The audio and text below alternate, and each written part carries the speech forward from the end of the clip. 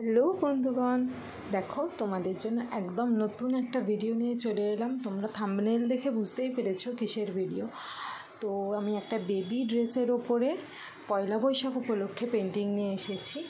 তো অনেক তো হলো ধুতি পাঞ্জাবি সমস্ত কিছু, তো আমি ভাবলাম কি একটু জামা প্যান্টের উপরে করা যাক। ছেলেদের মেয়েদের তো ফ্রক শাড়ি লেহেঙ্গা সব কিছুই হয়, কিন্তু ছেলেদের আমরা পেন্টিং বলতে বুঝি শুধুমাত্র পাঞ্জাবির ওপরে। তো আমি ওই জন্য নিয়ে চলে এলাম তোমাদের জন্য একটা ফতুয়া এবং প্যান্টের সেটের উপরে পয়লা বৈশাখ উপলক্ষে কাজ।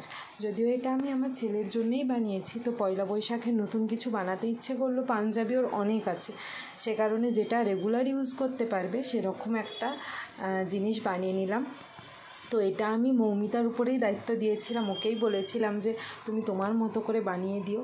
ও এত সুন্দর বানিয়ে দিয়েছে, লেস টেস দিয়ে, কি দারুণ, এমনিই জামাটা এত সুন্দর দেখতে লাগছে কি বলবো। তখন এবারে নিজের মনের মতো একদম জামাটা হয়েছে যেহেতু, তো সেটাকে আমি ভরাট কাজ না করে পারলাম না। ফার্স্টে ভেবেছিলাম একদম সিম্পলের উপরে কিছু করব, করতে করতে যে কখন এরকম ভরাট কাজ হয়ে গেল। আর পয়লা বৈশাখের থিম রেখে এবং আমার নিজস্ব কিছু কলকা দিয়ে আমি এই জামা প্যান্টের সেটটা বানিয়েছি। তোমরা কিন্তু দেখে অবশ্যই জানিও কেমন লাগছে জিনিসটা, আর ভালো লাগলে লাইক কমেন্ট শেয়ার করে দিও। আর তোমরা যদি অন্নপ্রাশন উপলক্ষে এই ধরনের জামা প্যান্টের সেট কেউ অর্ডার করতে চাও তো ঝটপট অর্ডার করে ফেলো নিচে দেওয়া হোয়াটসঅ্যাপ নাম্বারে।